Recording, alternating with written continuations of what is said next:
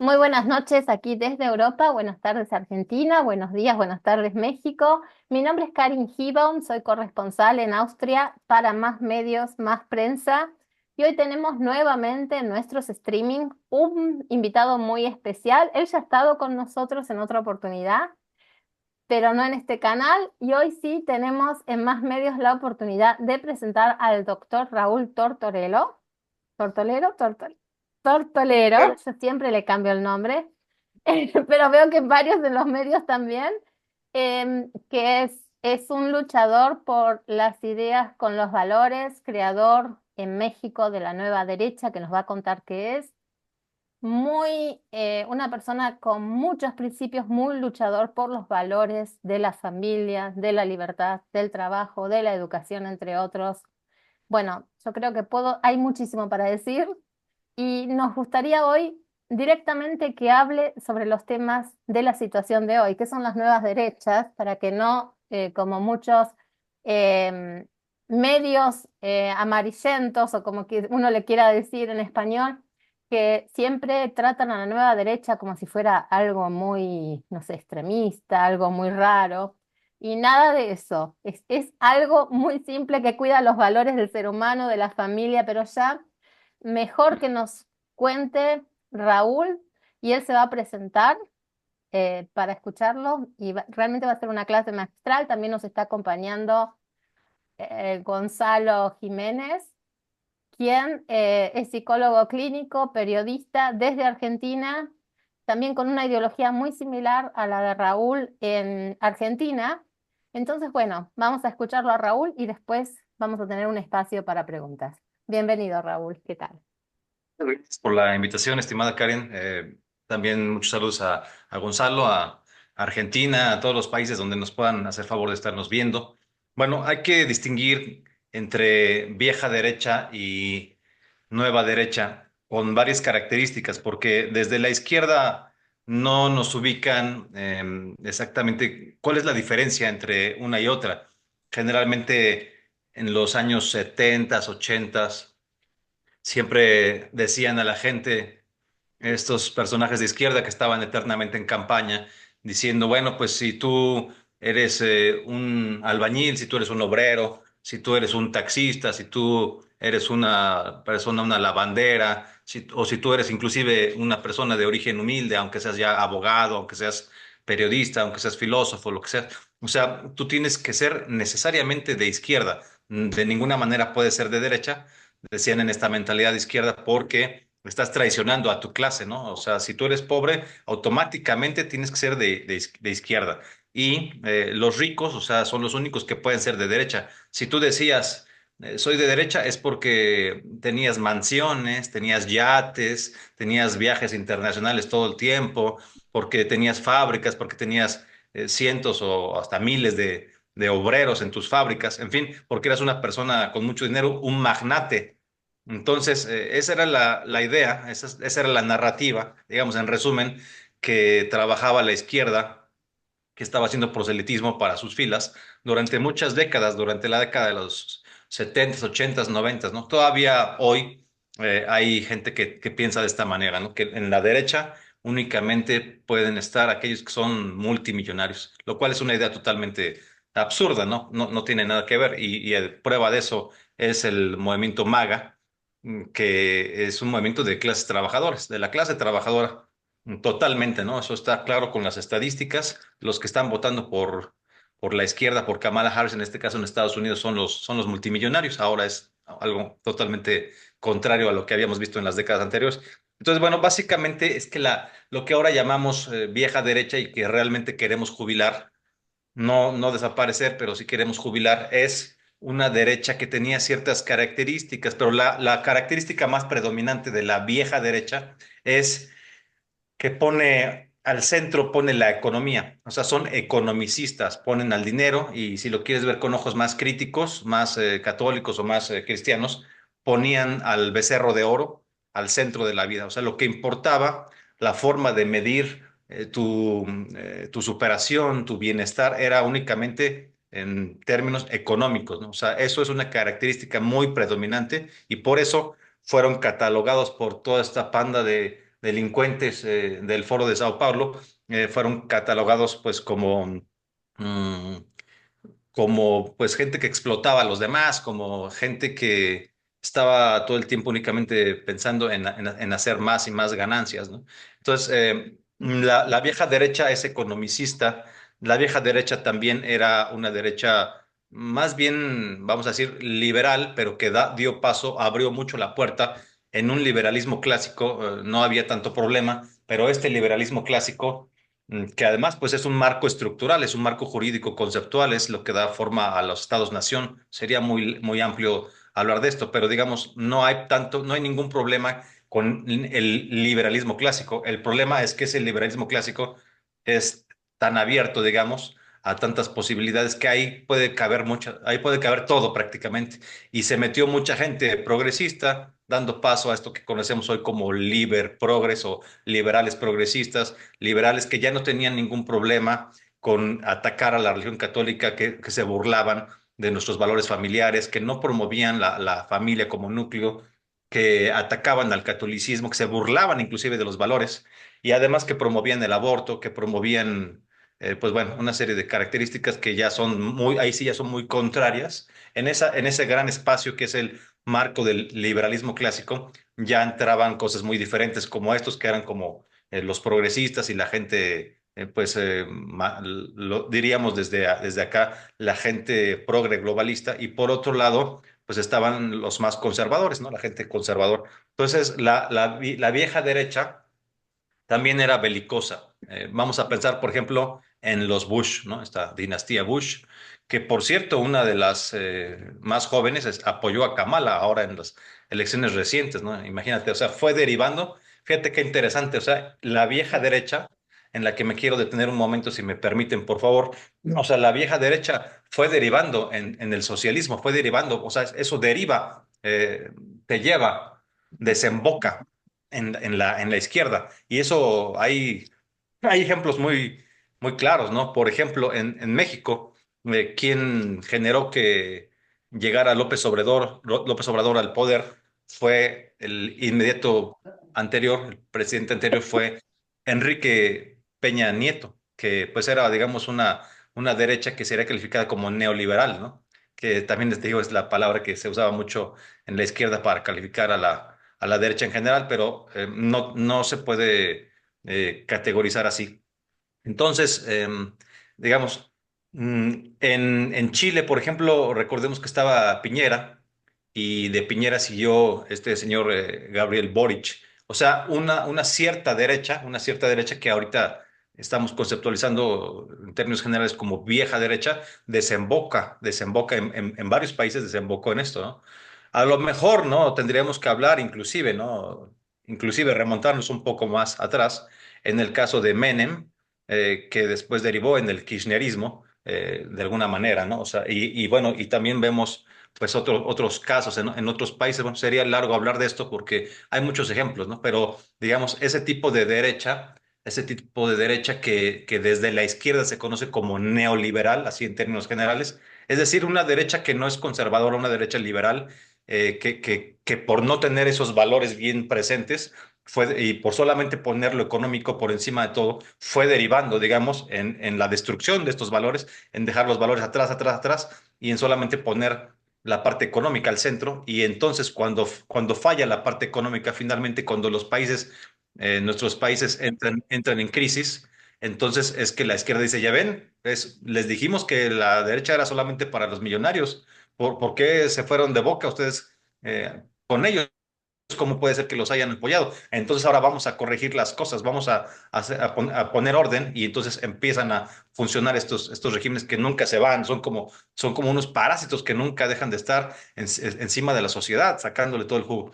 Es la verdad de las cosas, ¿no? O sea, es decir, la vieja derecha no funcionó. Los Bush también luego derivan en los Obama, ¿no? Y cosas así. O sea, en Estados Unidos, en todos los casos, esa vieja derecha deriva finalmente en algo de izquierda, por no decir de ultraizquierda. Otra característica es que la vieja derecha era belicosa. volvamos a hablar de los Bush, ¿no? O sea, cuántas guerras emprendieron, más de siete, ocho, ¿no? En todos lados, creando conflictos internacionales, casi terceras o cuartas guerras mundiales o cualquier característica de conflicto, porque su lógica era echar a andar, poner a rodar este andamiaje industrial militar, ¿no? Que deja mucho dinero, con los que hay muchos contratos, muchas comisiones. O sea, les conviene estar eh, generando conflictos porque esto es un gran negocio. Y ya no se diga, pues, el negocio específicamente del petróleo, que es en el que los Bush, que son petroleros, pues se enfocaron, ¿no? Son gente de Houston, en fin, o sea, en Medio Oriente, en Irak y toda esa zona de por allá.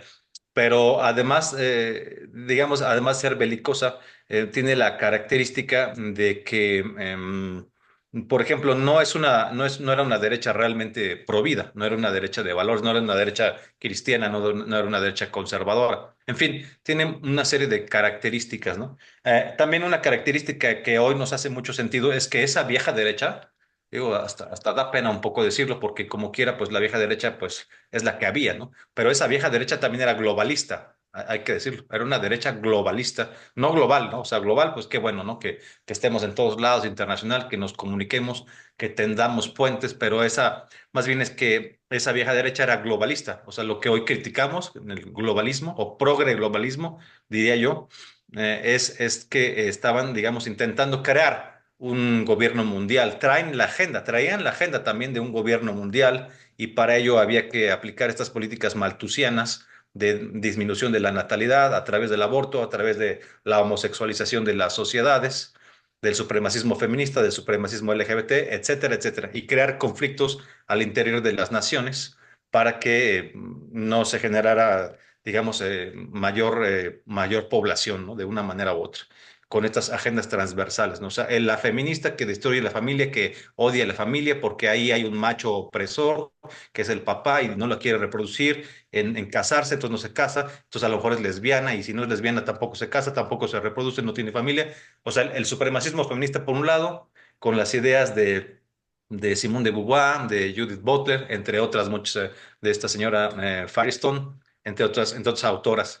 Y la agenda de homosexualizar a la sociedad, pues tampoco generan hijos estos movimientos. No tenemos problema con los homosexuales en lo personal, pero cuando agitan la bandera de los colorcitos, la bandera del arco iris, ahí sí ya hay problema porque entonces ya están formando parte de un movimiento globalista, que la bandera del globalismo básicamente es esa, la del falso arco iris.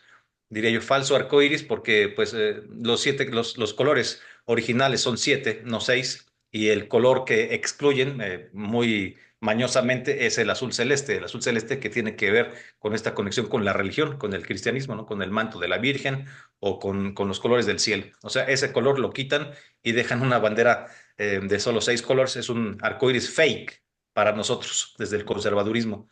Y esa bandera puede bien representar la bandera del globalismo, ¿no? Porque el globalismo tiene estos antivalores que tienen que ver con la destrucción de la familia natural, con el aborto, estas agendas transversales que en general podemos llamarles como paraguas el marxismo posmoderno, porque sin ninguna duda no dejan de ser marxistas, pero ya no es el marxismo clásico, que es el de los pobres contra los ricos, a los pobres matando a todo mundo, tomando los medios de producción, imponiendo una dictadura del proletariado, como establece en 1848 el Manifiesto Comunista de Marx de Marx y Engels. Entonces, en ese sentido, la vieja derecha también era globalista, ¿no? O sea, en algún momento George Bush, padre, dijo, tenemos un nuevo orden mundial, lo dijo en un discurso en 1991.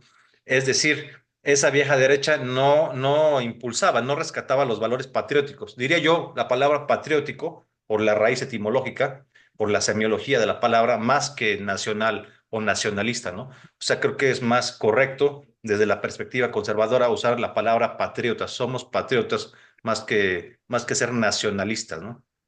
Para distinguir muchas cosas. Y, y bueno, pues entonces, siendo esa la vieja derecha, la nueva derecha, entonces ahora sí, para empezar a hablar de esto, pues la nueva derecha, pues por ejemplo, es patriota.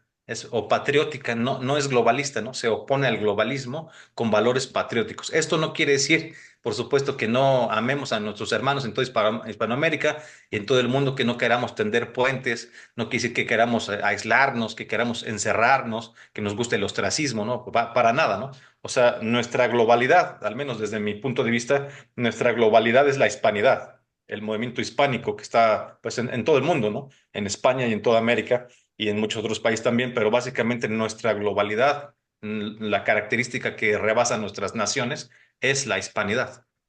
Aunque bueno, no es excluyente y esto no se debe tomar en sentido negativo de ninguna manera.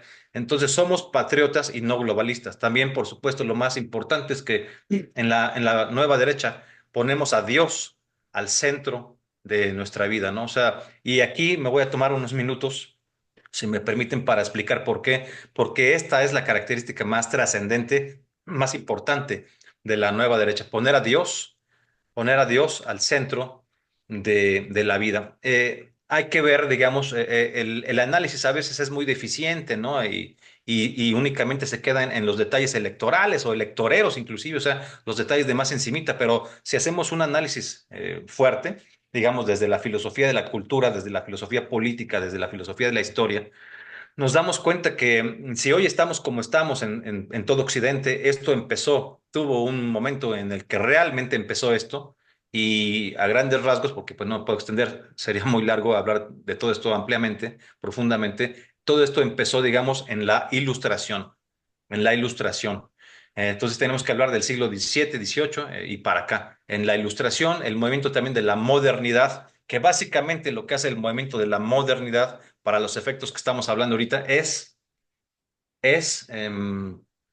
sacar a Dios de la cultura, excluir a Dios de la cultura, o sea, dejarlo fuera de la vida pública, tratar de sustentar el conocimiento humano, tratar de sustentar las leyes, tratar de sustentar las instituciones, tratar de sustentar la familia o cualquier acción en términos, digamos, únicamente antropológicos y no en términos que tuvieran una conexión con lo sagrado, que permitieran al hombre sentirse realizado en su trascendencia. Es decir, hacen a un lado la religión y específicamente a Dios, cuando no también después viene la Revolución Francesa y entonces tenemos una tríada que realmente ha sido muy perniciosa, así lo definiría yo, que es la Ilustración, la modernidad y la Revolución Francesa, que es icónica. Ha habido, por supuesto, muchísimas otras revoluciones, pero esas tres, me parece que, digo, esos tres movimientos y en especial la Revolución Francesa, icónico Perdón, con ¿podés respecto de, repetirlos? Hablabas de la Ilustración, sí, el la... movimiento de la Ilustración, la modernidad como Ok.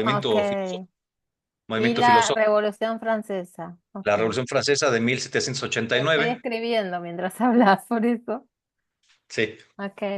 En esas tres, esa triada, digamos, de movimientos filosóficos y políticos, digamos, va a generar una devastación en la vida cotidiana, en el mundo occidental, y hasta la fecha vivimos, digamos, las consecuencias. Si me permiten expresarlo de una manera, pues, digamos, más comprensible, para no meternos tanto en Honduras, digamos que en la Edad Media y para atrás, en la antigüedad y la Edad Media, representan de una manera la infancia del ser humano, la infancia en general. Es decir, cuando el ser humano va creando su propia historia, pero tiene un apego, tiene una cercanía, tiene una gran necesidad de ser tutelado por sus papás en una familia natural, ¿no?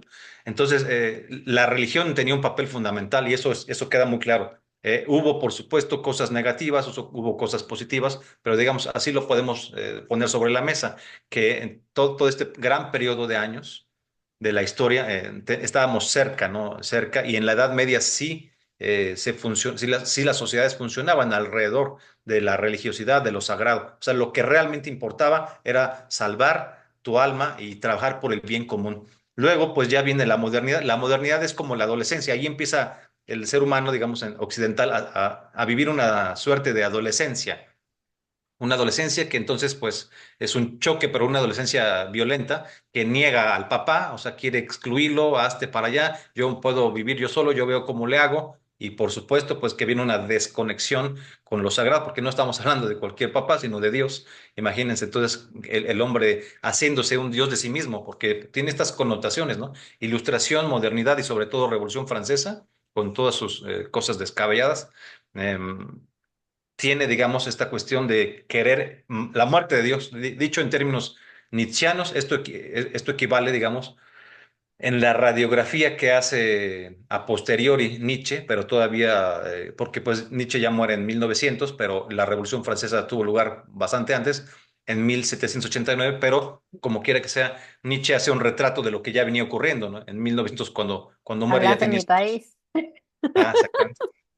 La muerte de Dios en el sentido de haber tratar de sustentar la cultura occidental, excluyendo absolutamente toda la historia. Imagínate lo que tiene que ver con la religiosidad del pensamiento filosófico, las instituciones, la creación de las universidades, de los orfanatorios, la creación de las instituciones de caridad, bueno, todo lo que ha hecho la iglesia, lo que hizo la iglesia en la Edad Media, y las catedrales, bueno, muchísimas cosas, la poesía, la literatura, muchísimas cosas, muchas aportaciones que sea largo de escribir, que también las hizo, por supuesto, de este lado del charco, en Hispanoamérica.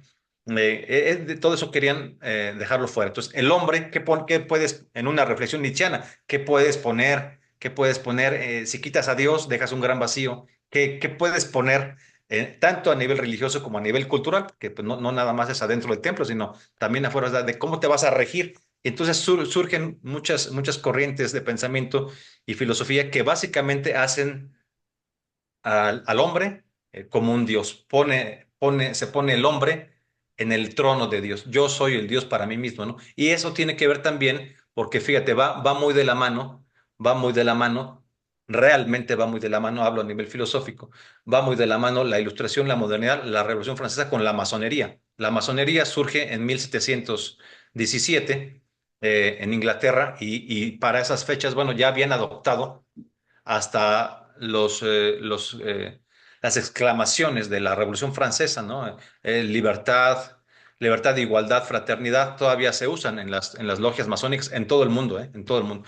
Y bueno, pues siguen siendo las tres palabras, los tres conceptos que se usaron en aquel momento en la Revolución Francesa. No es que estemos criticando la libertad, no en ese sentido, pero sí tiene que ver, digamos, con sustituir todo lo religioso por algo como construido por sí mismo, el hombre que se construye a sí mismo sin que tenga que ver nada con Dios, totalmente separado, en fin, o sea, se crea toda esta cultura.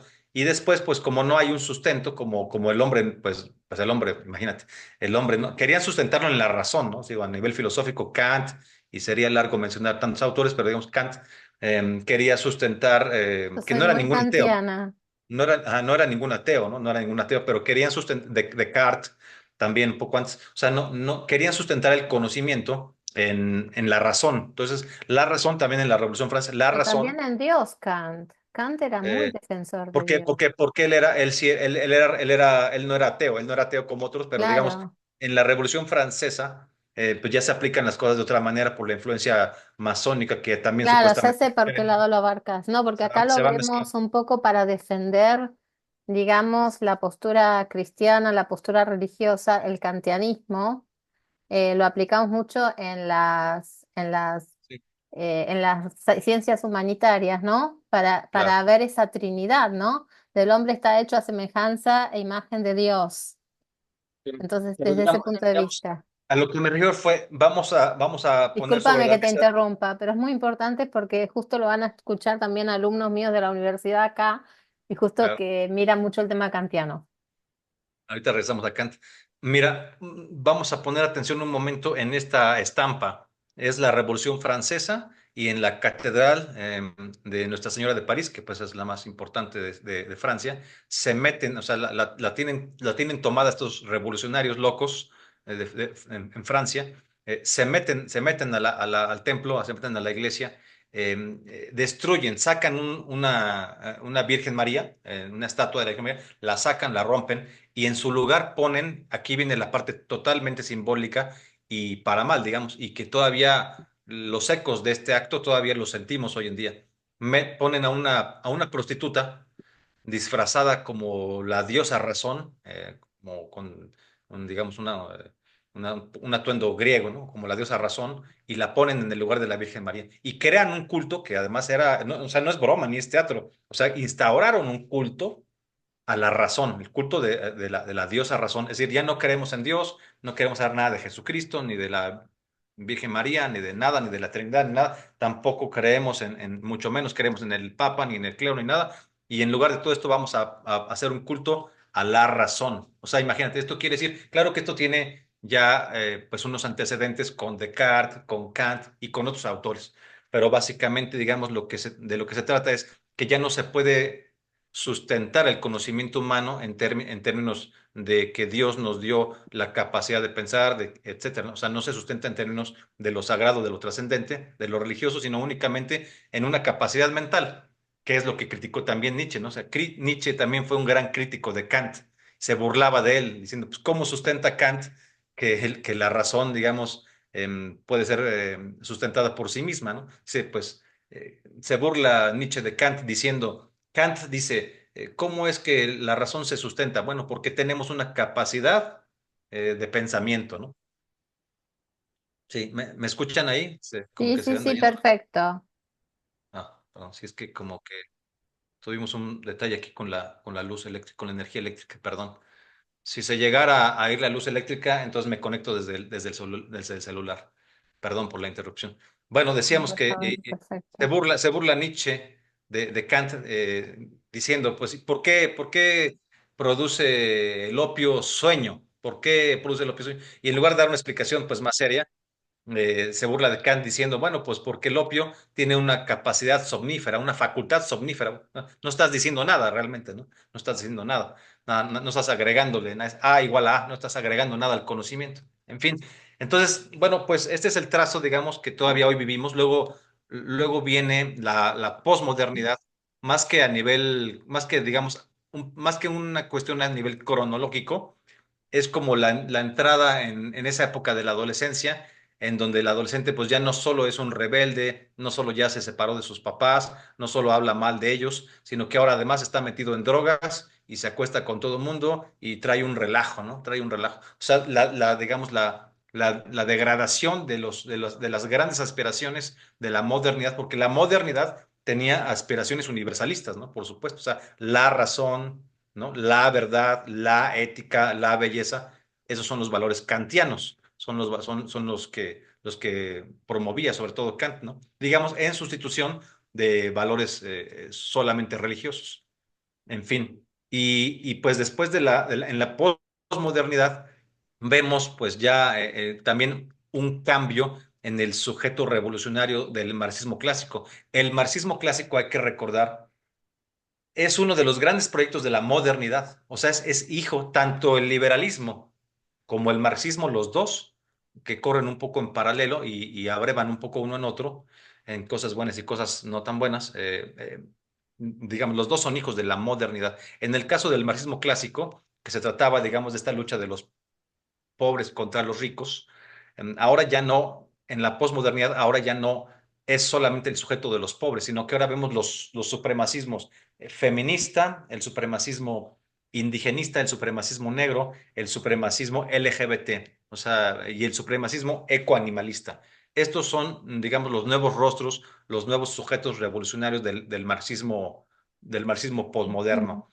Esto ya, digamos, es una transformación de esta adolescencia. Y ahora lo que tenemos que plantear, lo que planteamos desde la nueva derecha, es, por supuesto, ahora queremos jubilar a la modernidad y a la posmodernidad. Y para hacer eso necesitamos regresar a Dios, poner a Dios en el centro de nuestras vidas, porque no todo se va a solucionar en términos económicos, como dirían algunos liberales, y también dirían algunos marxistas. O sea, porque básicamente las dos doctrinas con sus características muy particulares, una y otra, nos llevan, digamos, a pensar que la realización del hombre tiene que ver únicamente con la cuestión material, es decir, con la libertad económica por un lado y el respeto a las libertades, y por el otro lado, el marxismo, pues con una construcción de una sociedad en donde nadie pase hambre, supuestamente, aunque lo que vemos en realidad, pues son dictadores, sobre todo bananeros acá en Hispanoamérica, que imponen sus condiciones y no hay nada realmente que ayude a los pobres. Son los empobrecedores de las sociedades. La nueva derecha entonces es una derecha que pone a Dios al centro. Lo más importante es eso, y no es únicamente un movimiento político y no es únicamente un movimiento electoral, es una cuestión mucho más profunda. si tú vas a un rally de Donald Trump, si vas a un rally de Donald Trump, ves que hay muchísima gente haciendo oración, muchos católicos y muchos protestantes haciendo oración. Es muy religioso el movimiento. Estamos hablando de más de 80 millones de personas que votan por Donald Trump. En el 2020, o en esta ocasión todavía no sé cuántos fueron, digamos, cuál fue el total de las personas que votaron por él, pero en el 2020 votaron 75 millones de personas. Estamos hablando de algo grande, ¿no? O sea, 75 millones de personas que votaron por Donald Trump y que, por ejemplo, en este rally tan conocido, donde recibe un balazo en la oreja que casi lo matan con este pistolero adolescente, supuestamente lobo solitario, que no creemos en esa teoría, pero digamos, ese rally fue abierto, fue inaugurado con la oración de un sacerdote católico. O sea, en ese rally hubo un sacerdote católico. Es decir, la dimensión, esto es importante para que vayamos hablando ya en otros términos, o sea, la dimensión religiosa de nuestros movimientos normalmente solo ciudadanos, democráticos, de teorías liberales o de teorías progresistas, digamos, la dimensión religiosa que va impregnándose de regreso en la nueva derecha es muy importante. No se puede dejar de lado el aspecto religioso, el aspecto de la búsqueda de lo sagrado, porque la nueva derecha tiene que plantear la trascendencia del ser humano, tiene que empezar a asumir al ser humano como lo que es.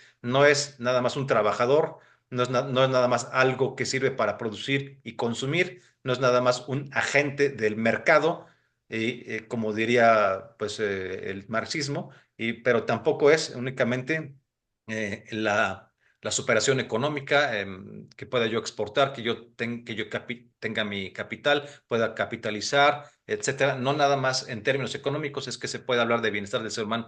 La dimensión religiosa y la dimensión, a partir de lo religioso, que es la dimensión de los valores, es algo importantísimo, ¿no? Y vemos que, por ejemplo, uno de los puntos en la plataforma de 20 puntos que está disponible en Internet de Donald Trump, uno de los puntos importantes, bueno, que a mí me parece importante desde nuestra contrarrevolución cultural cristiana, es que va a dejar sin fondos, quitar los fondos a todas las escuelas públicas que promocionen o que adoctrinen a los estudiantes con la ideología de género, con la perspectiva de género, con esta cuestión racista de supremacismo negro, con esta cuestión de las infancias trans, o sea, toda esta cuestión le va a quitar los fondos, ¿no? O sea, no se puede estar discriminando a nadie. Y ya dijo muy claramente que solamente el gobierno va a reconocer a dos sexos, que yo no diré género, diré sexos, que es lo que es. O sea, hay hombres y hay mujeres. Y en ese mismo punto comenta que, bueno, es un punto diferente, comenta que va a quitar de los deportes femeninos a los hombres. Ya ustedes me entienden a lo que se refiere, ¿no? Porque ya ven que ha habido muchos casos, ¿no? Que cuando tienes un ADN de hombre, un ADN XY, eres XY, se hace, te pongas pecho y te pongas hormonas y te pongas lo que quieras y hagas lo que quieras. Y aquí sí, perdón, pero no nos importa lo que diga cada quien. O sea, eso no quiere decir, a ver, aquí también quiero ser muy claro. O sea, nosotros sí respetamos a la gente. O sea, respetamos a los homosexuales, no tenemos problemas. Pues eso es una cosa que sucede, digamos, o que debería suceder únicamente en su intimidad. No tenemos, si una persona decide inyectarse, ponerse pechos, bueno, pues eso yo también, obviamente no sentimos que esté bien, pero no lo vamos a andar correteando y persiguiendo, es su problema. Pero una cosa muy diferente es cuando generan un movimiento político y entonces buscan curules, buscan espacios en el Congreso, quieren ser senadores, quieren fondos y cuando nos quieren imponer una agenda, ¿no? ¿Cuántas ONGs, por ejemplo, cuántas ONGs en todo Occidente están financiadas por George Soros o por otros similares con él para imponer el aborto? Es un gran negocio, ¿no? El aborto visto como negocio, con la degradación moral que esto significa, ¿no? Ayer estábamos platicando, en estos días, discutiendo con una diputada, no voy a decir su nombre, pero decía, ay, doctor Tortolero, ¿cómo es posible que te estés quejando del aborto si aquí en la Ciudad de México tiene legalizado hasta las 12 semanas desde hace 17 años? Bueno, pero, o sea, imagínate, no por eso es que esté bien. O sea, podrá ser legal hace mucho, igual que en Europa, podrá ser legal o no estar penalizado el abortar hasta cierto número de semanas, 12, casi siempre 12, pero eso no quiere decir que sea algo bueno, eso no quiere decir que sea algo bueno. Imagínate toda la gente, cuando tuvieron en China esta política, la China del Partido Comunista, cuántos millones de niñas, específicamente niñas, fueron abortadas por esta política del hijo único. Si nada más puedes tener un hijo, las parejas decían, vamos al ultrasonido y pues ya está latiendo el corazón, pero es niña. Uy, no, pues se va a ir con el marido, nos va a abandonar y necesitamos a alguien que nos cuide aquí. Mejor que sea un hombre que se case, te traiga a la mujer, tengan hijos y aquí nos estén cuidando. Entonces abortaban a las niñas, imagínate. Y aquí en Occidente muchas mujeres, muchas supremacistas feministas piensan que el aborto es algo a favor de la mujer, que es un derecho, o sea, vendiendo como un derecho algo aberrante, un crimen, un asesinato de un ser inocente, ¿no? De lo más indefenso, que siempre hay que pensar que ese ser indefenso, ese bebé en gestación, es uno. Hay que actuar uno como si ese bebé que fueran a abortar fuera uno mismo. Esa es la perspectiva cristiana. Por eso uno tiene que ser radical en el buen sentido. No, ahí no hay negociación posible. Eso es un crimen y punto. Y si aunque lo hubieran legalizado o despenalizado hace 1000 años, pues 1000 años hemos estado mal y hay que corregirlo, ¿no?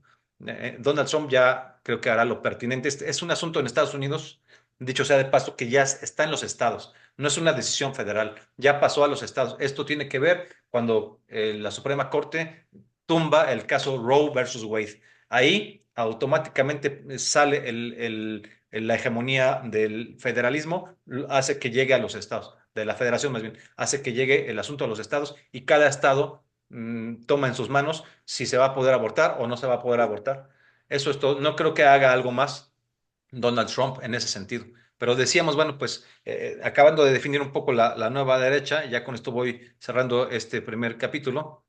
eh, Sobre todo que la nueva derecha, digamos, trata de poner a Dios al centro. Y aquí no sé, no sé si se alcanza a ver, aquí abajo tengo este libro que escribí que se llama La Nueva Derecha, el retorno de Dios a la cultura, porque básicamente, digamos, si tuviéramos que decirlo en poquitas palabras, la nueva derecha debe de significar eso, el regreso de Dios a la cultura. Es una jubilación de la modernidad, de la posmodernidad y de todas las revoluciones de izquierda, por supuesto, y es una entrada a una época madura. Ya no nos vamos a relacionar con nuestro padre digamos, como en la Edad Media o como en la Antigüedad, donde la autoridad era más bien autoritaria, ¿no? Un autoritarismo fuerte, ¿no? Ahora ya hay una relación como cuando ya te casas y regresas a ver a tus papás bien, ¿no? Ya te llevas bien con ellos otra vez, ya tienes hijos, ya los comprendes ahora a tus papás porque también ya tienes tus hijos y lo ves muy diferente de cuando tenías 13 años, 14 años, 15 años. O sea, ya vivimos en una época madura. Tenemos que volver a darle su lugar a Dios.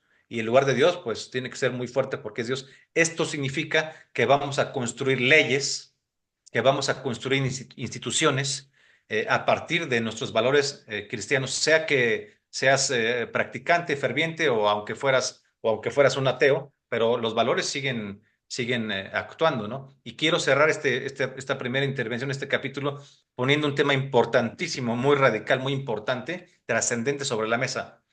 Necesitamos hacer una profunda reforma al sistema educativo, porque en todo Occidente, de nuestros impuestos, del sudor de nuestra frente, con nuestros impuestos que son, al menos en América, en un 85%, la gente es cristiana. Desde Estados Unidos hasta la Patagonia, la gente es cristiana en un 85%, sea que son católicos o son protestantes, todo mundo, prácticamente todo mundo es cristiano. Y del sudor de su frente de estos cristianos, en los que me incluyo, de ahí sale para estar pagando a las universidades públicas para que destruyan nuestras familias, para que generen guerrilleros y se adhieran a las FARC, se adhieran al ELN, se hagan, digamos, en Perú se hicieran maoístas, en México se hicieran socialistas, en fin, digamos, un semillero de gente de izquierdas que destruyen la familia, que quieren destruir la religión, que quieren imponer el socialismo de una forma u otra, en todos sus colores. Y no tenemos por qué estar pagando unas universidades que están traicionando a nuestras sociedades. Tenemos que hacer una gran reforma educativa, pero sobre todo con un acento muy importante en modificar a las universidades, porque en cuántas universidades europeas y americanas no vemos bustos o estatuas de Marx. Hay muchísimas, muchísimas. ¿Y dónde hay?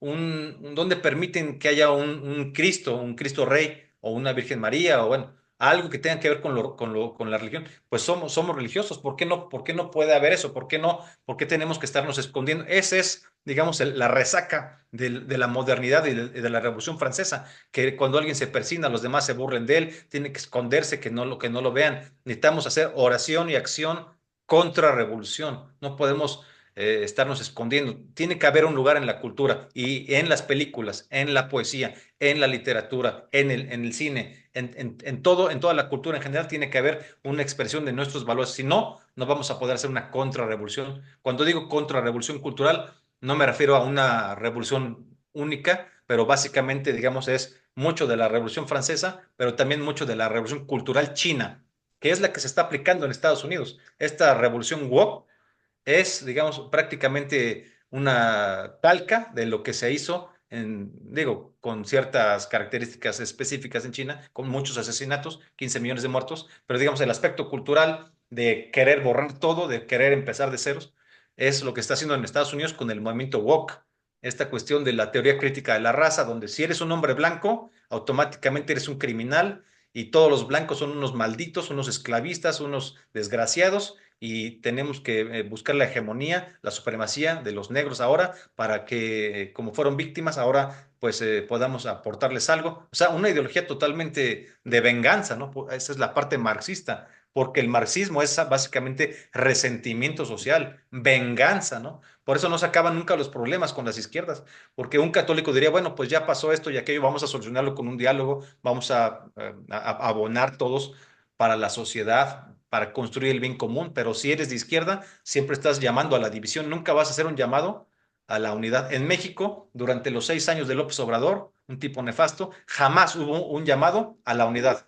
Siempre fue los conservadores, los fifís, son ladrones, son corruptos, son violentos, o sea, hablando lo peor, siempre dividiendo a la sociedad. Esa es la función del diablo, digamos, estar dividiendo a todos. Y nosotros como cristianos tenemos que unificar, no importan nuestras diferencias. Bueno, nunca vamos a ser iguales, no creemos en la igualdad. Somos iguales únicamente, digamos, porque somos todos hijos de Dios, ¿no? Y hay igualdad ante la ley, ¿no? Pero hasta ahí llega la igualdad, ¿no? Bueno, con esto, digamos, cerraría más o menos esta cuestión de la exposición de qué características tiene la nueva derecha, ¿no? Bueno, muchas gracias. Yo te quería hacer un par de preguntas que te anoté en el grupo. Tengo que hacer unas correcciones de lo que iba escribiendo paralelamente. Con respecto al tema de que vos hablabas sobre, bueno, la vieja derecha, ¿no? Ujú. Todo el tipo de política que llevaba después llevaba después a un socialismo. A mí, viste, yo en este momento estoy analizando mucho el tema Argentina, el tema con Javier Milei, porque él Ah, se, no- él se menciona libertario, habla de valores y todo eso, y uno ve, y para mí, dentro de todo, me tratan de todo en Argentina por esto, ¿eh? Te digo la verdad. Me dicen zurda cuando soy la secretaria nacional del Partido de la Libertad Austríaco, ¿no? Que el FP, que ya lo conoces, o sea, y me tratan de zurda en Argentina. Pero el tema es lo siguiente. Para mí, Milei no deja de ser un eh, falso libertario, digamos, un representante de la izquierda ujú. que lo están financiando las izquierdas para, a través de su persona, ganarse los votos y por eso está actuando con un sistema tan autocrático. Ujú. Hay medios, por ejemplo, como La Nación Más, que antes era muy serio, pero que ahora hasta los periodistas que más lo criticaban están hablando de Milei como que hace grandes cosas y todo lo que hace, o sea, lo que se ve, yo te estoy hablando desde analistas de afuera, pero veo una realidad totalmente distinta, ¿no? Por ejemplo, me pasó en el momento acá, bueno, a Mónica ya lo escuchó, pero yo estuve presente, ¿sí? Con Diana Mondino acá en Austria, y estuvimos presentes y me dice Schallenberg, el canciller, pero al final tu canciller no está habilitada para firmar ningún tratado bilateral. Vino a tomar café y a calentar sillas. Y después dice, y ahora que logramos por lo menos hablar algo con Grossi, cambian al canciller y ponen a uno judío. Perdón que hable acá, pero hablo abiertamente, respetando las religiones, pero Europa Occidental ni Estados Unidos quieren al frente a un sionista judío. ¿Por qué? Ujú. Porque como vos decías, a pesar de que la religión no forma parte dentro del Estado, pero sí la cultura que es muy tradicionalista, ¿sí? Claro. Y tenemos todos esos problemas. Por eso me gustaba ver vos, como, porque vos lo conocés bien a Agustín Laje.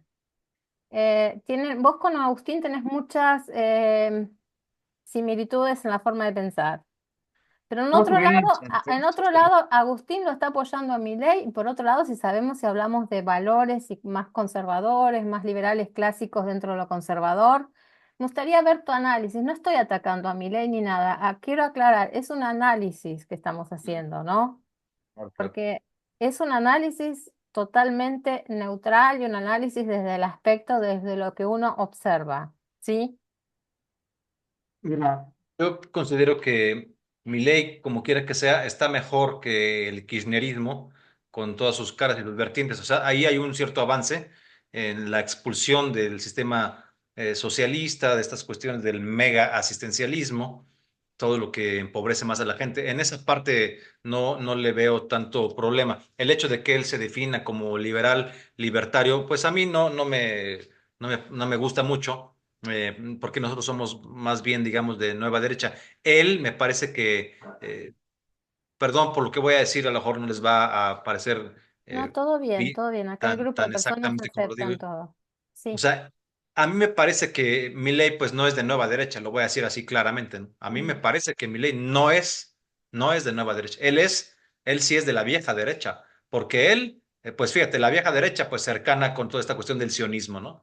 Cercana, ¿no? Cercana. Y globalista, ¿no? O sea, él apoya a Zelensky, por ejemplo, pues no sé por qué tenga que apoyar tanto a Zelensky, no porque uno apoya a Putin ni nada, pero pues Zelensky pues realmente ha hecho un gran negocio, ¿no? Digo que señor, ¿qué hace, no? O sea, ¿cuántos miles de millones? Miles y miles de millones para estar ahí, no sé, y no sabemos por dónde va la cosa. No sé por qué le tenga tantas cercanías, por qué tenga tanto amor, tanto afecto, ¿no?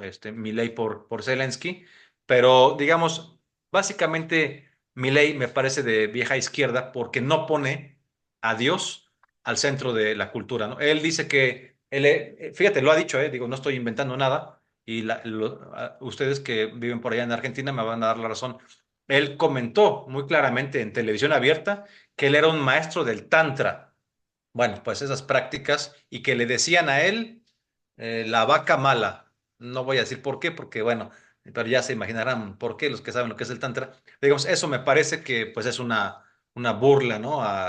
Pues que no sé de qué hablen, ¿no? Pero No sé si se ahora puede hacer. habla, perdón que te interrumpa, habla del Torá, Sí, por eso, ya se hizo. ese lado me gustaría que lo expliques.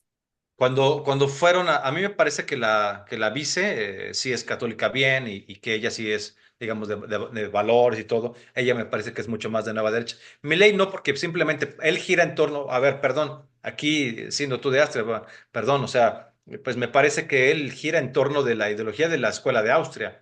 Y eso es una cuestión, digamos, que da sustento a una cuestión liberal, pero una cuestión, digamos, que no ponen al centro a Dios. No, Es una cuestión sí, economicista. están ofendidos, no, por eso te digo, están ofendidos los austríacos acá, por eso no lo felicitaron cuando asumió. Ujú. Y Claro. Hans Hermann Hoppe, quien conozco muy bien, se rebeló en contra, porque si bien los austríacos, como vos decís, somos economicistas, pero somos humanistas, primero. Sí. Segundo, sí se pone a Dios al frente, porque Austria, fíjate, es uno de los países más católicos y más... No, o sea, yo no- decía, pero no, pero lo que me refiero es lo siguiente, ¿qué hace la no me escuela refiero a ustedes, austríaca? sino No, ya sé, que mi ¿qué ley, hace? digamos, diciendo que la escuela de Austria, sí, pero no No, está, pero deja los ¿qué valores, pasaba? ¿Pero qué deja pasaba? La los escuela, valores religiosos fuera, digamos. no, si fuera, pero considera los valores religiosos importantes para la formación del ser humano, porque la escuela austríaca, como por ejemplo Popper dice, desde tu casa, por eso Popper se reflejaba mucho con Kant, ¿sí? Que él Sí, sí. decía, para ser un buen ser humano y tener ciertos valores, ¿no? En la apertura, tengo que estar bien con mi razón, con mis emociones, con mi corazón, a través de un Dios y reconocerme que como ser humano estoy creado a imagen y semejanza de Dios Y a su Ujú. vez, una vez que en mi casa tengo todo en orden, puedo realmente llevar bien un imperio económico, que el imperio económico no se basa en los números solo, sino que se basa también en los valores cualitativos, teniendo en cuenta lo que hoy acá, por ejemplo, en la economía de empresas utilizamos mucho la pirámide de Maslow, ¿no? Ujú. Como decir, las prioridades realmente de la demanda, la oferta, las necesidades, ¿no? La necesidad, o sea, se analiza todo, pero desde un punto de vista muy filosófico. ¿Por qué? No, Porque o sea, ¿qué queremos y qué quiere la no escuela hablo, austríaca? Que el ser a ver, humano no pierda los valores humanitarios, porque la política no se basa solo en la economía, sino que se basa en todos los ámbitos. Y la mejor inversión es la inversión, porque acá, por ejemplo, mis alumnos, ¿sí? Ya en tercero, cuarto y quinto año de la secundaria, están analizando, por ejemplo, comparan Kafka con Borges, mirá lo que hacen. Analizan todos los sistemas políticos, económicos, las diferencias entre los liberalismos, entre los socialismos, entre las políticas mixtas, pero también religión, y la religión estudia las 5 religiones reconocidas en el mundo, ¿no? Con también las pros y las contras, para entender bien por qué ciertas culturas toman ciertas posturas. O sea, se trata de que el ser humano, los alumnos, desde la adolescencia, ujú, comiencen a interpretar y a pensar por ellos mismos. En los mismos deportes vas a ver que juegan, entrenan el golf, entrenan el fútbol americano y la gimnasia artística. ¿Por qué? Porque al interpretar la coordinación, interpretar el manejo con la pelota y todo eso, vas interpretando todas distintas ideologías. Es muy compleja ujú. la educación. Por eso, O sea, bueno, pero te dejo hablar y lo que después yo, Gonzalo te quiere hacer una pregunta. Por favor. adelante, sí. Adelante, Gonzalo. Hola a todos, buenas tardes. Bueno, un gusto escucharte, encontrar a alguien que sostenga la misma pelea que vengo dando desde 2018 en contra de todo el sistema. Encontrar un gemelo en México para mí es un privilegio. Le agradezco a Karim por haberme invitado. Eh, Gracias. eh, Creo que el sistema, el único sistema, desde mi investigación, que está haciendo prosperar a los países es cuando los gobiernos son teocráticos o por lo menos teístas, caso El Salvador o caso Rusia. Eh, Incluso hasta en China hay un modelo de teísmo, ¿sí? Cultural, más allá de que no sea cristiano y no sea... cuando los países se abren a la libertad de la fe, encuentran, incluso en México, México al encontrar presidentes más abiertos a la fe y ha tenido como una revolución. Mi pregunta, reflexión también es, escuchaba tu lista de valores de la nueva derecha y uno de los valores que yo creo en mi lista particular, y calculo que debe estar también en la tuya, es que la vieja derecha se centra en el valor del capital por sobre el valor de la persona.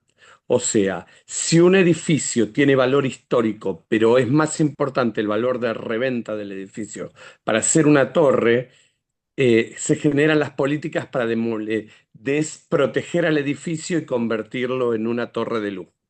Si una política de alimentación pública, ¿sí? O de sostenimiento de medicamentos oncológicos es beneficiosa para un colectivo de gente que no lo puede adquirir, por ejemplo, medicamentos por arriba de los $10.000. Cuando entran gobiernos de la vieja derecha, dicen, yo con mis impuestos no tengo por qué pagar la salud de alguien que no se la tiene que pagar.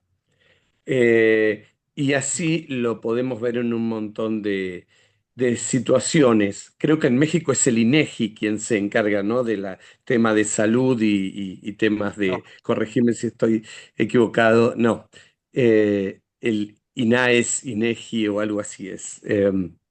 INEGI es Instituto Nacional de Geografía y Estadística. Lo que tú Es el dices que es toma IMSS, Sí, el IMSS, IMSS, el exacto. IMSS. Exactamente. El INEGI, los datos del IMSS que salían por el INEGI. Recuerdo un estudio, ahora sí, gracias por la corrección. Recuerdo un estudio que mostraba que en las zonas más afluentes de México, la salud se volvía mucho menos que un derecho, sino un privilegio. Y al revés. Entonces, este tema donde la derecha prioriza el capital, como vos bien decías, y Ujú. la religión por sobre la fe. O sea, pone al rito, por la vieja derecha pone al rito, muchos de los millonarios que trabajan en cuestiones que tienen que ver con esto que te decía, convertir a una iglesia en una torre o una plaza en un centro comercial, los domingos van a misa Ajá. y no tienen remordimiento por hacerlo. Entonces, en Argentina se ve mucho eso. Mi pregunta es si esto en México también es frecuente, que muchas veces quienes se propugnan cristianos no tienen ningún empacho en eliminar derechos. Y creo que desde la nueva derecha, donde el amor al prójimo tiene que ser fundamental, el parte del amor al prójimo es conservar el patrimonio de la humanidad y conservar los derechos de los más vulnerables. Sí, buena pregunta. Bueno, empezaría un poco retomando mi respuesta a la pregunta anterior y ahorita voy sobre lo que tú estás comentando. Lo que pasa es que para ser realmente de nueva derecha, lo que tienes que hacer pues es lo básico que estamos poniendo sobre la mesa, o sea, tener a Dios como centro. Si esto no sucede, pues entonces sigue siendo vieja derecha o quién sabe qué diablo sea, ¿no? Quién sabe qué diablo sea, pero a lo que nos referimos es no es una cuestión que tenga que ver, digamos, con cambiar a un partido por otro. Ahora va a entrar este partido, este otro partido, surge un nuevo partido. O sea, no se trata de eso, es una visión muy chiquita, muy, digamos, de los últimos 10 20 años. Aquí estamos hablando de una cuestión estructural, filosófica muy profunda. Estamos haciendo un análisis que tiene que ver desde el siglo XVI. O sea, llegamos al presente por todas estas consecuencias concatenadas desde el siglo XVI. O sea, los partidos políticos no se inventaron a sí mismos. El sistema, digamos, de Estado-nación, la democracia liberal, etcétera. Todo esto tiene raíces más antiguas de lo que pensamos. No es una cuestión de los últimos 15 minutos de nuestra historia, vamos a decirlo así. Por eso es que si queremos hacer de veras algo diferente, tenemos que empezar por el principio. Todo este relajo vino de haber expulsado a Dios de la cultura, de haber querido sustentar nuestras leyes, nuestras instituciones en nada, en una facultad humana, en el pensamiento, o en la diosa razón, o en cualquier cosa que se les haya ocurrido. Pues no existe la diosa razón, y la razón es fallida, y eso ya lo dijo también Nietzsche. O sea, desde esa época ya tenemos también esa idea. O sea, la razón es muy fallida. O sea, no tiene una continuidad, no es sistemática. Como dice una cosa, también puede decir lo contrario. O sea, no se puede sustituir a Dios por una facultad humana. Dios es Dios. Dios en tanto creador, pero también, sobre todo, los valores, ¿no? Que se generan En el, a partir Perdón que te interrumpa, pero en el momento en que un señor llamado Hans Kelsen propone la teoría pura del derecho, donde elimina a Dios de la justicia, la moral de la justicia, y propugna un modelo de derecho basado en las decisiones de los gobernantes, aquella famosa frase dado el hecho ilícito debe ser sanción, y el ilícito está basado en la opinión de los juristas y no en la moral teísta que venía sosteniéndose hasta ese momento. En ese momento perdemos el punto en donde la moral, como ente cristiano que sustenta los valores de una claro, sociedad, claro, que claro. propugnan el mejor bienestar para el individuo, dejan de ser y volvemos otra vez a las monarquías, donde el poder del soberano estaba por sobre la vida de los individuos. Claro. No Entonces, sé, o perdón sea, que te interrumpí, eso pero que me parece importante.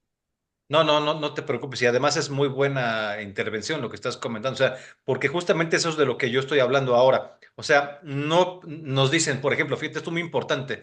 Nos dicen, entonces ustedes en la nueva derecha quieren generar una teocracia, quieren basarse en Dios, quieren que todo gire en torno de Dios, pero como una teocracia.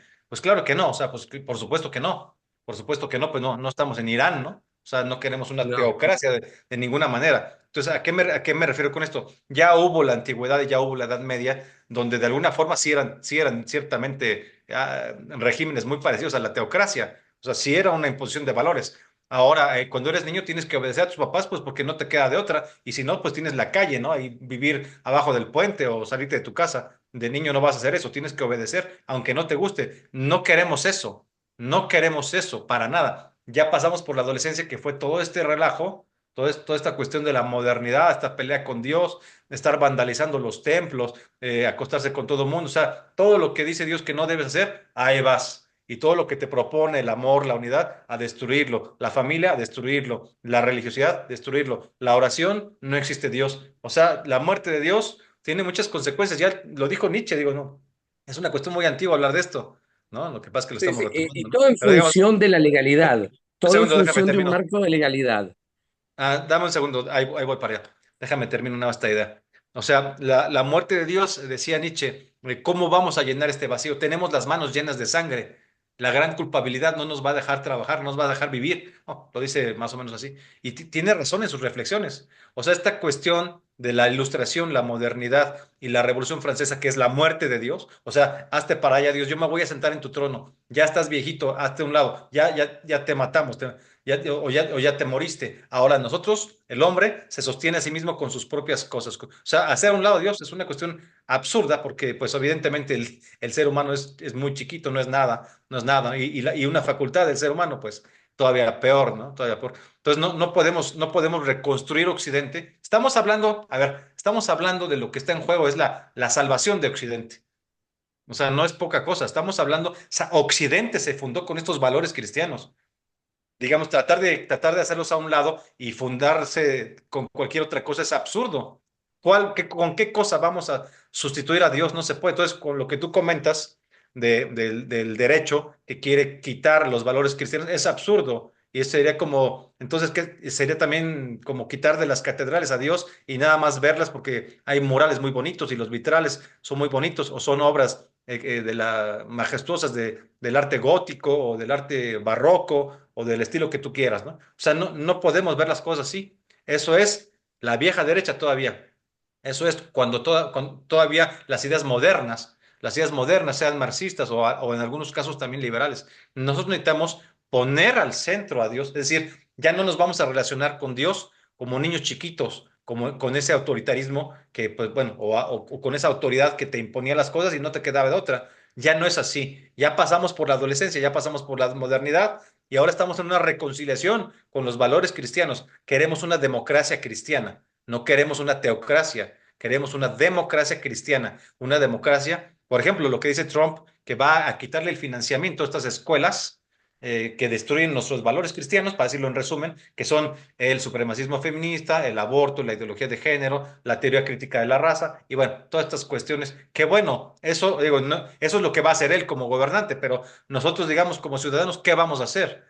Porque nuestras universidades son un semillero de la destrucción de nuestra sociedad. Estamos pagando para que los profesores destruyan nuestra sociedad, para que salga nuestro hijo de ahí y quiera abortar, salga nuestro hijo de ahí y quiera drogarse, ya no quiera hacer nada, quiera ataque a la familia. O sea, no vamos a estar pagando para sostener un sistema insostenible, o sea, un sistema educativo sostenible. Necesitamos una gran reforma educativa desde la nueva derecha.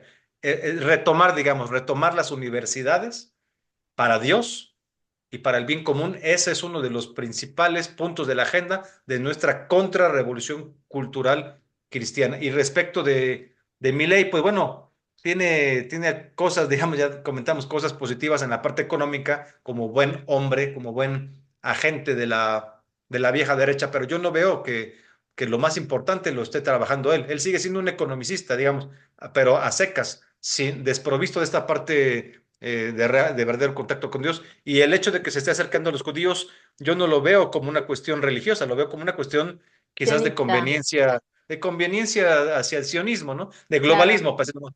de, de, sí. de progre globalismo. Ujú. Así lo veo. Eso es una cuestión. En México, ahora me preguntabas, Gonzalo, en México cómo se están dando las cosas.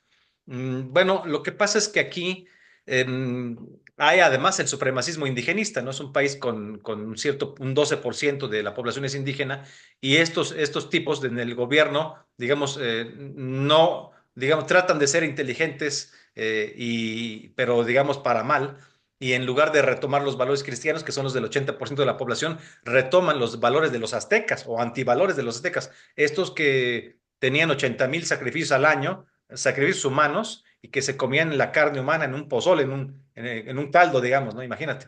O sea, eso es lo que están tratando de retomar, ¿no? Y entonces hacen ceremonias aztecas o indígenas. Es el supremacismo indigenista, que Ah, también claro. lo vemos en otros lugares con población indígena de Hispanoamérica. Es decir, no es nada más la muerte de Dios, sino que aquí ya lo van, y además lo van sustituyendo por este supremacismo indigenista, pero además esto se expresa en un movimiento de muralismo que seguramente también está en Argentina y seguramente ha llegado a Europa. O sea, cuando ves estos murales con jaguares, con las caras pintadas como la muerte, y te venden que esto es mexicano, digo, yo he visto videos alemanes donde los jóvenes videos musicales, donde los jóvenes ya se disfrazan como la Catrina, la muerte, no sé qué, según atribuyendo eso a una tradición mexicana, pero pues, más bien se están desvinculando. Aquí lo que había, digamos, era recordar a tus antepasados que habían muerto, a tus muertos. Y otra cosa es la muerte. Se está sustituyendo los muertos por la muerte, que son dos cosas muy diferentes. Claro que tú puedes recordar a tus abuelitos que ya fallecieron y hacer una oración por ellos, pero otra cosa es toda esta iconografía. Cuando ves murales con estas calacas, cuando ves murales con tigres, con colibrís, con la selva, con caras así muy indígenas, ese es el muralismo, el nuevo muralismo que es totalmente anticristiano. Con eso están llenando, es un intento más, con nada se puede llenar el vacío de Dios. Ya lo intentaron llenar los marxistas pues, con sus dictadores, ¿no? Mao ya lo intentó llenar con él mismo. En algún momento del otro lado lo intentaron llenar con el dinero, con el becerro de oro. No se puede llenar con ninguna otra cosa. La única forma de ser plenamente humanos realizados, el único camino verdadero es Dios, es la religión, no hay para dónde hacerse. Vos sabés que con esto que vos decías, hay un tema muy importante que está pasando en América Latina. Ujú, Del año 2016 al 2018, yo estuve como docente por un intercambio de Erasmus en Argentina. ujú, Di clases en la llamada Universidad del Sur de la ciudad de Bahía Blanca y también en la UBA, ¿sí? La idea era en ese momento que, bueno, era cerca cuando había asumido Macri, que había invitado a profesores del exterior, bueno, y yo fui también elegida para ir a Argentina. ¿Qué pasó? Teníamos la idea, era uno de los planes sacar am, psicoanálisis para implementar las psicoterapias humanistas, ¿sí? De Carl Rogers, viste que es la psicoterapia que va de la mano con la psicología, pero a su vez con la religión, ¿no? Que dicen, bueno, nosotros te ayudamos en lo terrenal, a controlar tus emociones, a, bueno, hablar, pero no asumimos el rol de un confesor, ¿no? Por un lado. Que también muchos lo implementaron en la universidad que ustedes también la tienen allá, ¿viste? La Universidad Salesiana, era también un proyecto sobre las universidades salesianas que abrieron en Argentina, en Chile, bueno, en distintos países. Pero ujú. ¿qué sucedía? Cuando llegué a Argentina, yo soy psicoterapeuta sistémica y gestalt.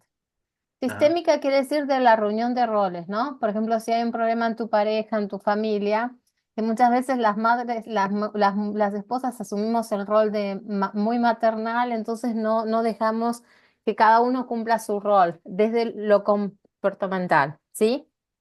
Pero ¿qué sucede?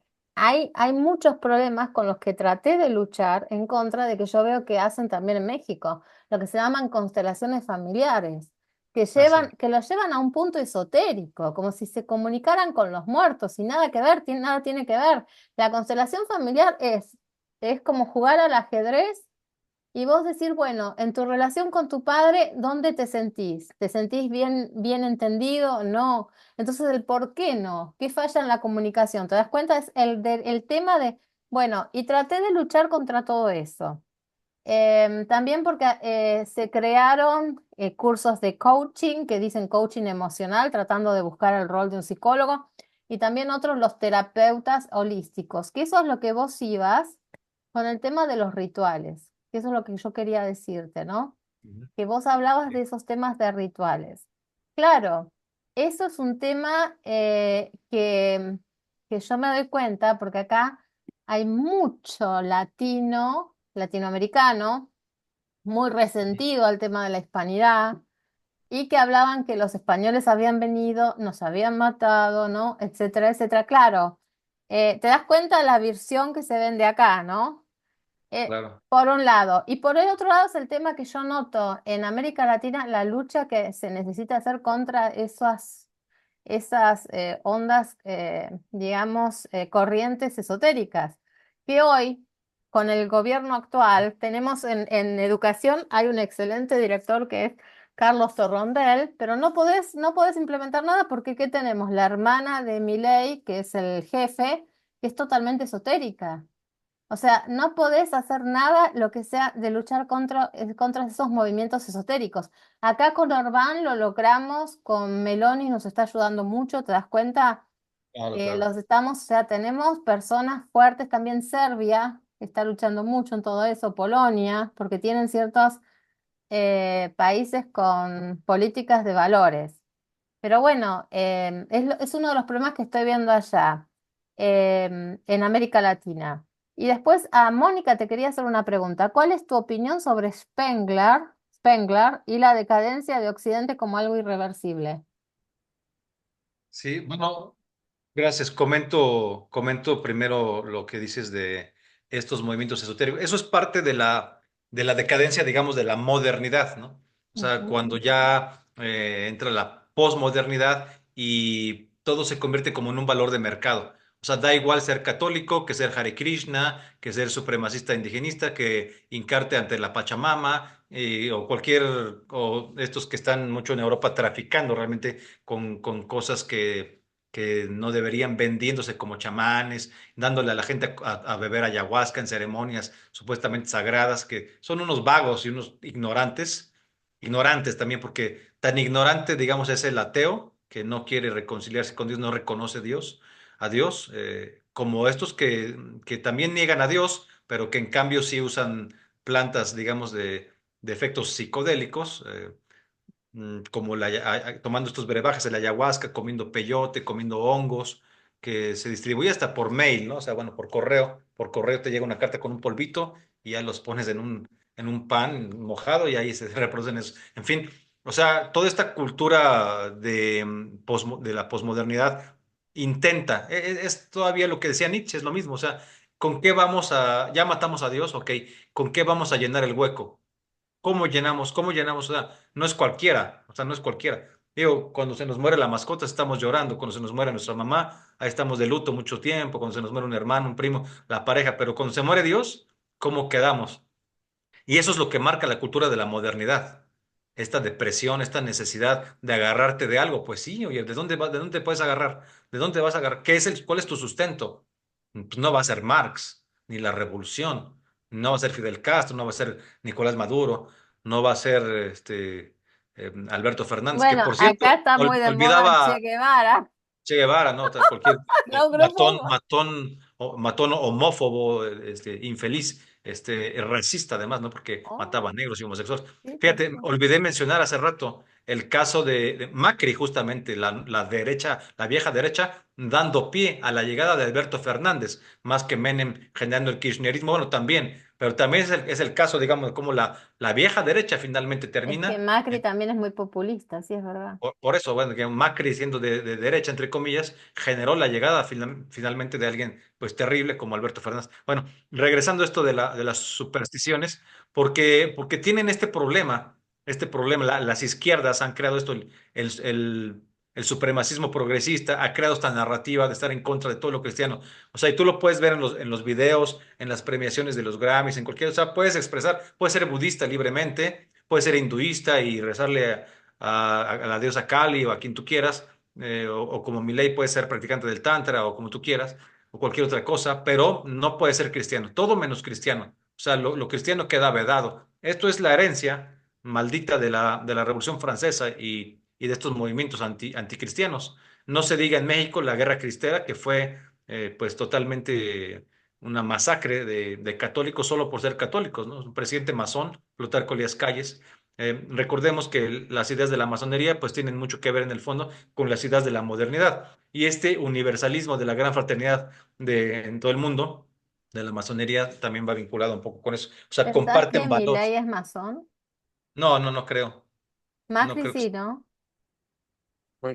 no, no podría asegurarlo, no podría asegurarlo. No, no lo tengo ¿No? tan estudiado a No. Macri. Hay muchos No. políticos que son declaradamente masones, como pasa con esta política del gen. Margarita Stolbizer, por ejemplo, ella es Ok. declaradamente masone. Y la masonería es enemiga del cristianismo. Por más que hablen de que para ser masón uno tiene que ser creyente, la masonería, uno puede ser creyente en cualquier cosa menos en Cristo. Pero Pero la creo muchos es masonería por falta, por ignorancia, por falta de Y claro, información, en muchos claro. casos, Y ¿no? bueno, y está redondeando creciendo nada más. muchísimo. Perdón, está creciendo muchísimo en Argentina, incluso lo veo en mis estados de WhatsApp, gente que Acá no. publica la escuadra y el compás diciendo, bueno, ahora me voy a postular para tal cargo, los que quieran acompañarme, unirse a la gran logia de tal cosa o de tal otra. Ujú. Antes eran logias secretas, ahora son logias públicas, benefactoras de la humanidad. Bueno, acá te invitan directamente a formar parte de los Illuminatis en alemán, ¿viste? Ah, Porque Bavaria. perfecto. tenemos Sí, me llegó muchas. una invitación, Karin, de México. Me llegó una invitación para ser parte del Gran Templo Illuminati. Porque acá estamos en los Freimauer, ¿no? Que hay Mm, varios. Digamos, tenemos lamentablemente Schellenberg, que es el canciller austríaco, es Ujú. uno de los descendientes donde formaron las primeras logias de Fraumauerei, digamos, masónicas acá en Austria. Y ni te cuento el tipo de, digamos, Ujú. de rituales que han hecho. O sea, no me gusta hablar del tema porque tampoco es un tema del que hablemos hoy. Quizás en algún momento Raúl tiene algún especialista también que Estaría bueno podamos hablar sobre compartir. el No sé tema. si tenés entre tus colegas vos, Raúl, y vos sé que vos sos especialista en tratar en algún momento ese tema, Pues pero sería cosa yo de ver. Ujú. no es un tema que yo esté preparada para, ¿no? O sea, como Ok. corresponsal he escrito varias cosas, pero no, digamos, no estoy informada. Por eso sería una un falso testamento si escribiera o hablara sobre el tema. Pero me Ok. gustaría tratarlo porque es muy interesante y yo creo que se puede informar mucho a la gente, porque lo que noto es que falta mucha información. Por eso te agradezco Estoy de muchísimo acuerdo. por este tiempo. Tampoco te quiero quitar mucho más tiempo.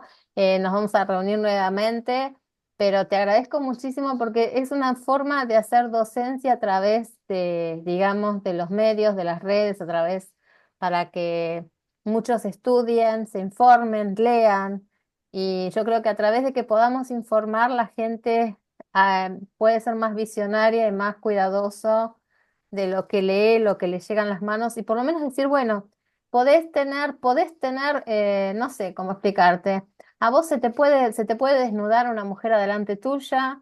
Pero si vos tenés tus valores y sabés que si estás casado tenés a tu esposa, no se te mueve un pelo. Perdón, la expresión que digo un ejemplo, ¿no?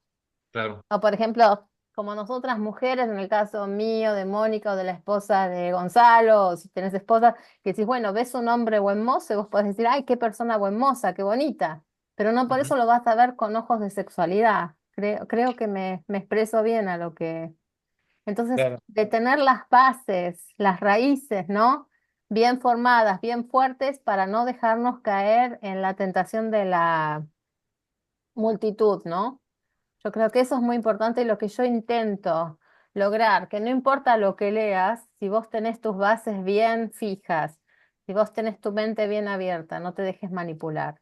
Y eso es lo que me gusta de los medios, que yo te agradezco muchísimo porque valoro mucho tu trabajo que haces en América Latina, en Gracias. España, no, en serio, con tus libros, sos muy consecuente y realmente con tus valores y te bancás que te digan de todo porque yo soy testigo y vos seguís presente en lo tuyo. O sea, me encanta porque das una respuesta y punto. Y listo.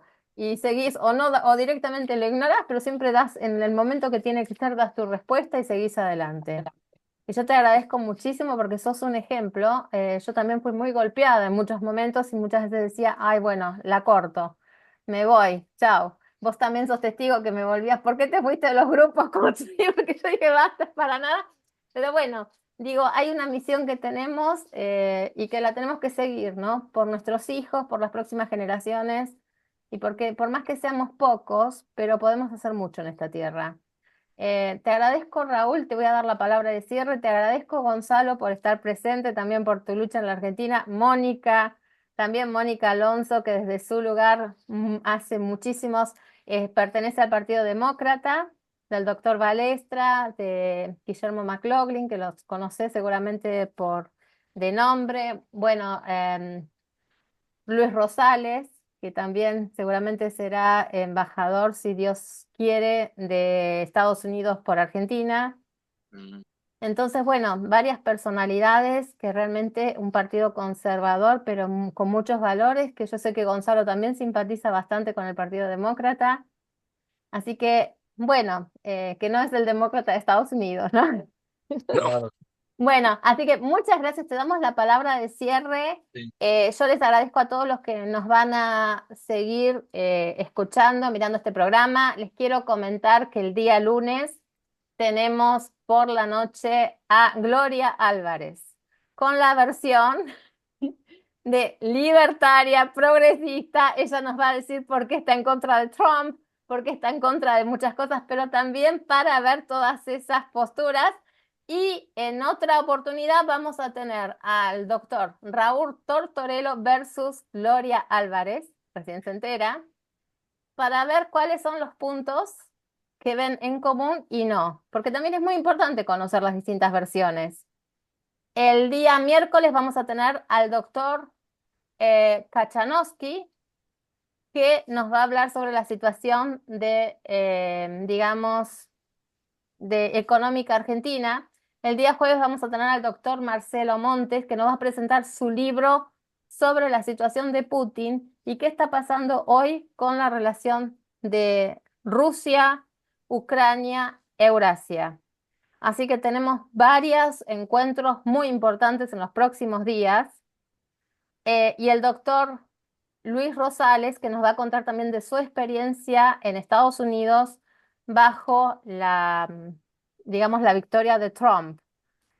Y bueno, vamos a agradecerle a Raúl Tortorello y espero que lo tengamos muy pronto nuevamente con nosotros y también en ese evento que lo invito ya versus Gloria Álvarez. Gracias. Muchas gracias por la invitación, estimada Karen. Gracias, Gonzalo, Mónica, todos los que nos hacen favor de vernos y escucharnos. Quiero, nomás por último, antes de despedirme, no dejar en suspenso esta pregunta de la decadencia de Occidente como algo irreversible. Yo pienso que no. Justamente para eso es la nueva derecha, un movimiento que está por encima de los partidos. No se puede decir solamente en este partido de nueva derecha, para nada. Es un movimiento internacional que pone a Dios al centro y que se vale de los medios políticos y culturales, digamos, para reconstruir Occidente, salvar Occidente, porque Occidente evidentemente está sufriendo muchos embates, ¿no? La desestabilización a través de una migración descontrolada, pero planificada por las élites globalistas, están, digamos, quitándole la parte cristiana a Europa, sustituyéndola por cuestiones musulmanas, entre otras cosas. No es cuestión de racismo, es cuestión de que así están dando las cosas. Y en Hispanoamérica, tratando de sustituir a los valores cristianos por las cuestiones del supremacismo indigenista, estas cuestiones que vemos de las supersticiones, pero con ninguna cosa se puede llenar el vacío que deja la ausencia de Dios cuando alguien lo expulsa de su vida, y en este caso es la cultura occidental la que tiene que poner al centro a Dios, pero de una forma dialogada, madura, no como en la Edad Media, ni como sucedía en la antigüedad, sino de una manera muy diferente. Digamos, nuestros valores cristianos tienen que permear en nuestras leyes, en nuestras instituciones, y sobre todo el punto número uno es recuperar las universidades para la fe, para el cristianismo, ¿no? O sea, como tienen que regresar a su origen, ¿no? Porque evidentemente hay un fuerte legado cristiano en las universidades, no se puede desvincular una cosa de la otra, sería algo muy ignorante tratar de hacerlo. Pues les agradezco mucho por esta oportunidad de convivir con ustedes. Si quieren tener comunicación con su servidor, estoy en las redes sociales como Raúl Tortolero o Raúl Tortolero 1 en X, en Facebook, en Instagram. Muchas gracias. Que Dios los bendiga. Oración y acción contra revolución. Viva Cristo Rey y Santa María de Guadalupe. Viva. Gracias, gracias a todos por haber asistido. Esto fue Más Medios, Más Prensa. Nos pueden leer y encontrar en www másprensa.com. Y por supuesto, si quieren contacto con el doctor Raúl Tortolero, Tortolero, no dejen de contactarme que será transmitido su mensaje. Gracias, Raúl. Gracias, Gonzalo, y gracias, Mónica. Hasta luego.